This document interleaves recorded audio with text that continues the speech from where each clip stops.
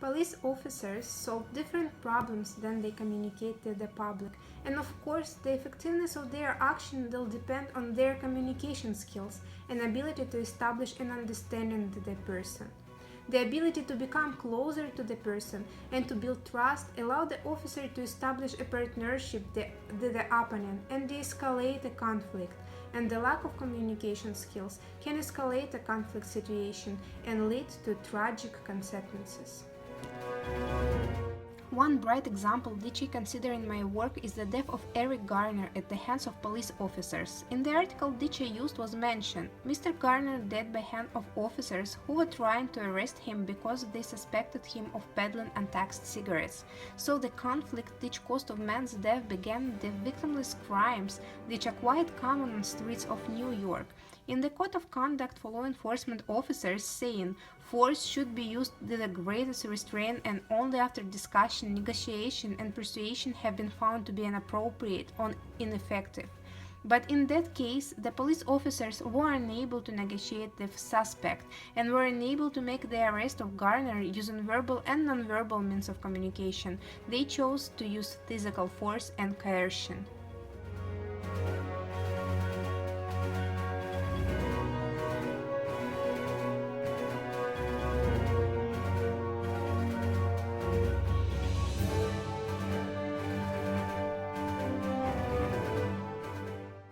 Lack of communication skills also leads to conflict between police and mentally ill people. In research process, I found that people with mental illness are 16 times more likely than others to be killed by police.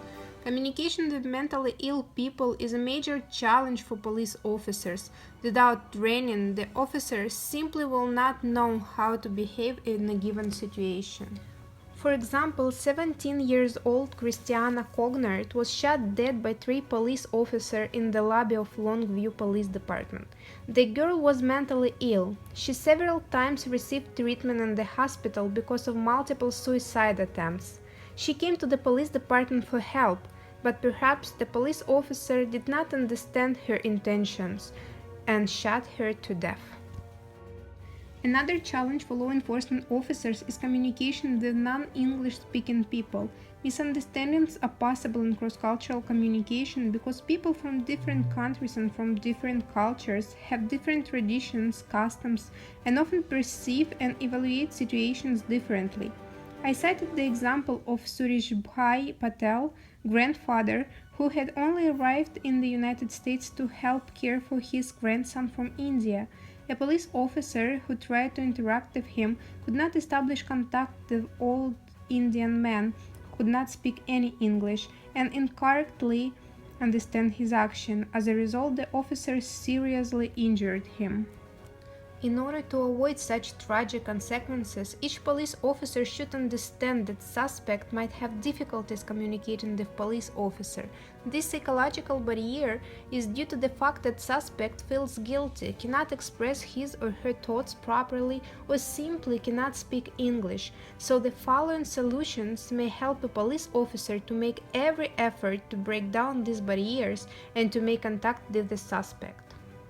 First solution which I established is mediation training. Christopher Cooper in his study proposed this training to improve police social interaction skills. He suggests that training of this type would incorporate mediation skills such as use of iMessage, introspection, and active listening.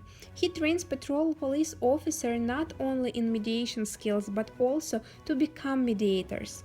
According to the article, after this training, police officers began take on the function of the diplomat, trying to find a common ground with the suspect at the same time representing the interest of the state.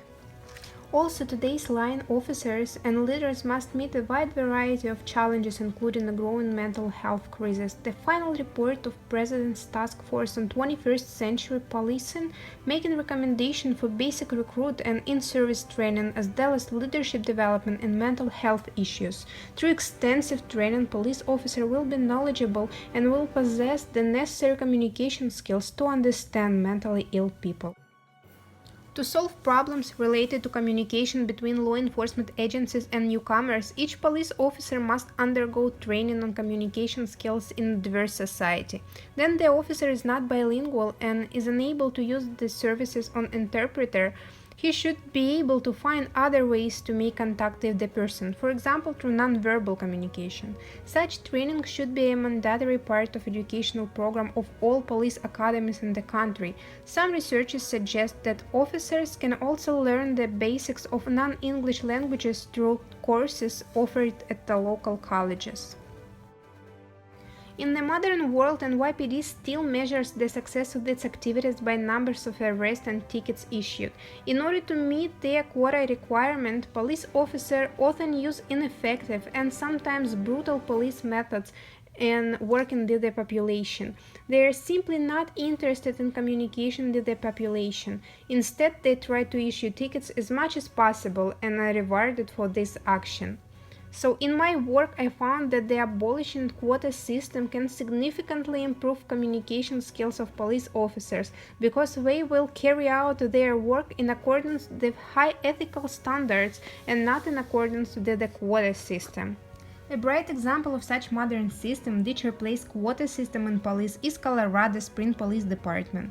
Instead of tickets and arrest quotas, the department uses another quotas for police officers. It requires officers to have at least a few contacts with the society and neighborhood, with businesses, schools, and elderly people. According to Colorado Springs Department, in everyday interaction with community, police officers not only improved their communication skills, but also found new ways to facilitate communication. Officers maintain a mail list of all key community contacts.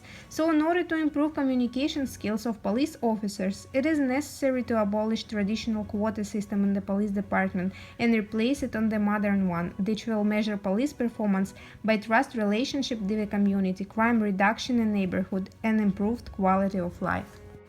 Also, for elimination of the communication problem in the police department, it is necessary to replace aggressive methods of broken windows theory with a modern approach of solving quality of life issues in the neighborhood through persuasion, negotiation, trust, and collaboration with society. All methods of broken windows theory separate police officers from effective communication with the public. Police officers do not use communicative tools to negotiate, to resolve conflicts, to eliminate disorder in society. They just punish and put a person in a criminal justice system without giving him a second chance. That's why it is imperative to eliminate these methods and replace them by community policing methods.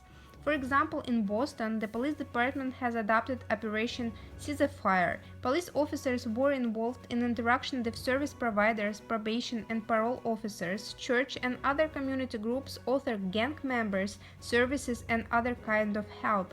As a result, through a daily communication with different segments of the population, the police officers learn how to properly interact with people, how to solve problems through persuasion and negotiation, but not through arrest and mistreatment of members of society. The lack of communication skills by police officers can not only lead to violence against citizens, but also undermine the credibility of law enforcement in society. Only through excellent communication skills, police officers can achieve the main goal of community policing, the significant reduction of crime in neighborhood. Only through communication skills, police officers will be able to earn the respect and trust of citizens.